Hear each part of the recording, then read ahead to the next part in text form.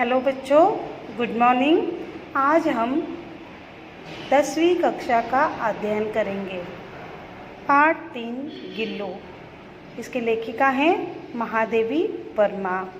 पाठ की शुरुआत करने से पहले हम लेखिका परिचय देखते हैं। लेखिका का परिचय। महादेवी वर्मा जी विश्व स्तर की कवयित्री हैं। उन्हें आधुनिक मीरा भी कहा जाता है। उनका जन्म 24 मार्च 1907 को फर्रुखाबाद में हुआ। उनके पिता गोविंद प्रसाद वर्मा और माता हेमा रानी थी। उन्होंने प्रयाग के विश्वविद्यालय से संस्कृत में एमए उपाधि प्राप्त कर प्रयाग के महिला विद्यापीठ में प्रधानाध्यापिका का पद संभाला। महादेवी वर्मा जी ने गद्य और पद्य दोनों की रचना की है। इनकी प्रमुख रचनाएं हैं यामा, सांध्य गीत, दीपशिखा, नीरजा, निहार, अतीत के चलचित्र, स्मृति, रेखाएं, पथ के साथी, मेरा परिवार, श्रृंखला की कड़ियाँ आदि। महादेवी वर्मा जी को शेक्सपियर, मंगल प्रसाद द्विवेदी पदक आदि अनेक पुरस्कार प्राप्त हैं। उनकी यामा के लिए ज्ञानपीठ पुरस्कार प्राप्त है। इस महान रचनाकार का निधन सितंबर सन 1987 को हुआ।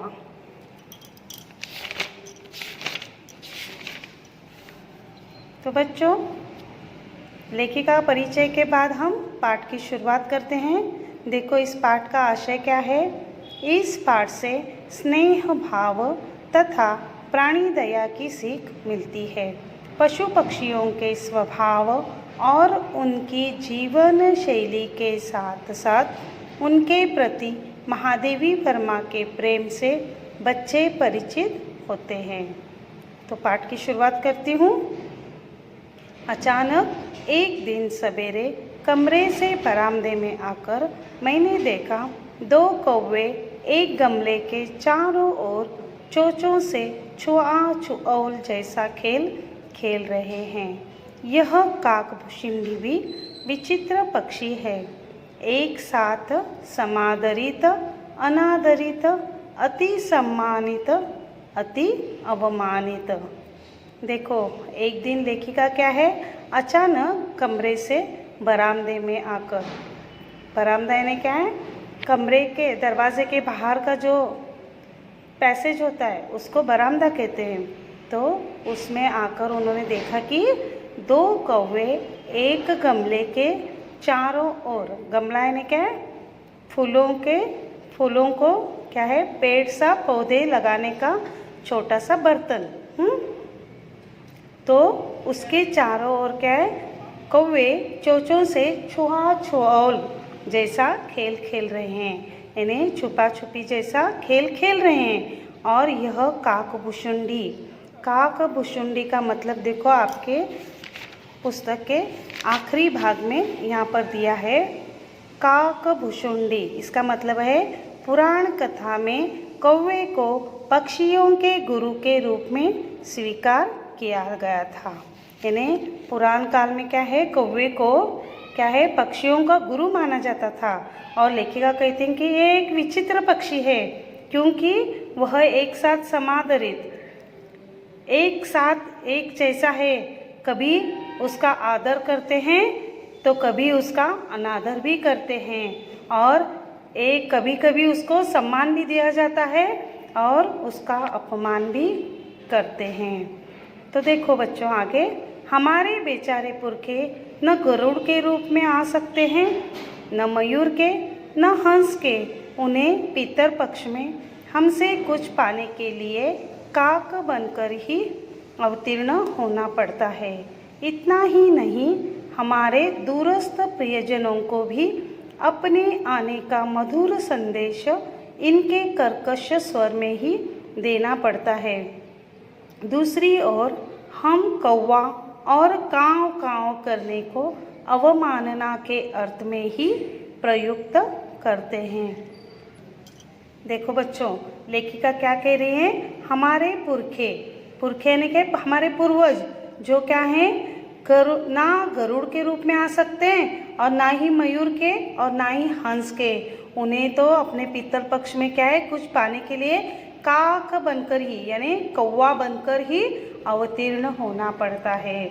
और इतना ही नहीं, हमारे दूरस्थ प्रियजनों को भी यानी हमारे घर पर देखो, कभी घर के बाहर अगर कौवा काँव काँव करता है तो सब लोग क्या कहते हैं, आज कोई ना कोई मेहमान घर पर ज़रूर आएगा।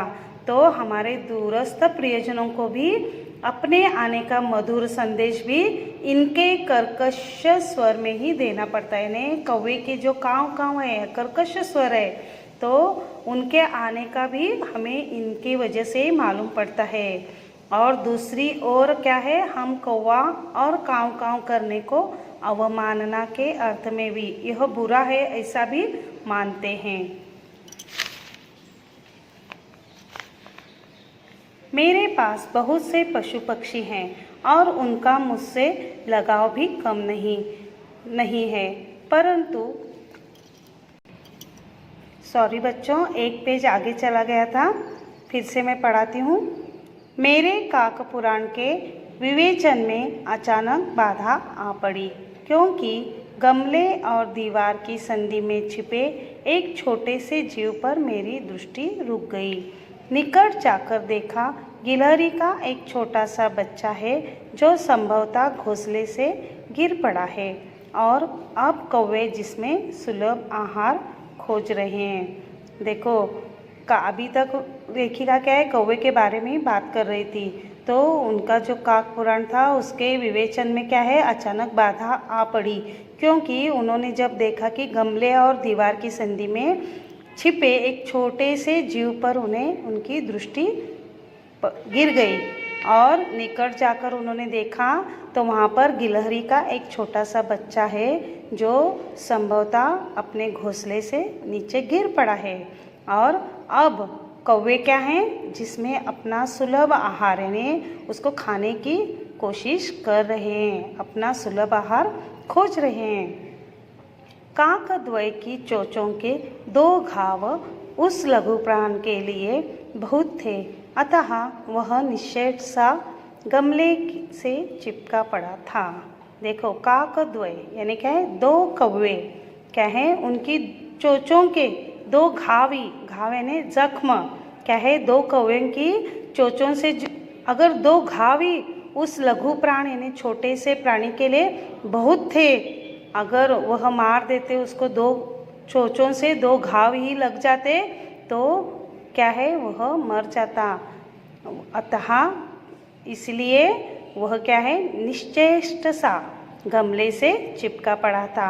सबने कहा कौवे की चोंच का घाव लगने के बाद यह बच नहीं सकता, अतः ऐसे ही रहने दिया जावे। देखो जब वह गिरा पड़ा देखा सबने, तो सबने कहा कि अब वह बच नहीं सकता, कौवे के चोंच के घाव लगने की वजह से क्या है, यह प्राणी बच नहीं सकता, इसलिए उसको ऐसे ही पड़ा रहने दिया जाए। परंतु मन नहीं माना, उसे हौले से उठाकर अपने कमरे में लाई, फिर रुई से रक्त पोंछकर घाव पर पेनिसिलिन का मरहम लगाया। कई घंटे के उपचार के उपरांत उसके मुंह में एक बूंद पानी टपकाया जा सका।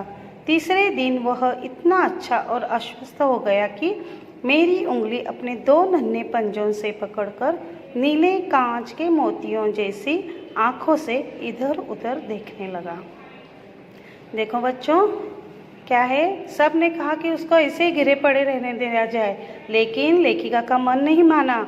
उन्होंने हौले से यानी धीरे से उसको उठाकर क्या है, अपने कमरे में लेकर आई और फिर रुई से यानी कपास से क्या है, उसका रक्त, उस पर जो घाव लगे थे रक्त आ रहा था, तो उसको पोंछकर पेनिसिलिन का मरहम लगाया। मरहम यानी क्या है, औषधि का लेप।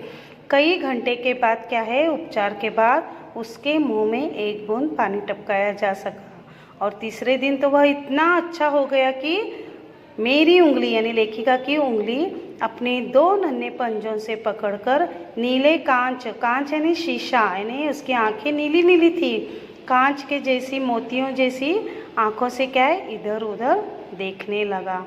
तो बच्चों आज का पाठ हम यहीं तक पढ़ते हैं, अगला पाठ अगली क्लास में। Thank you.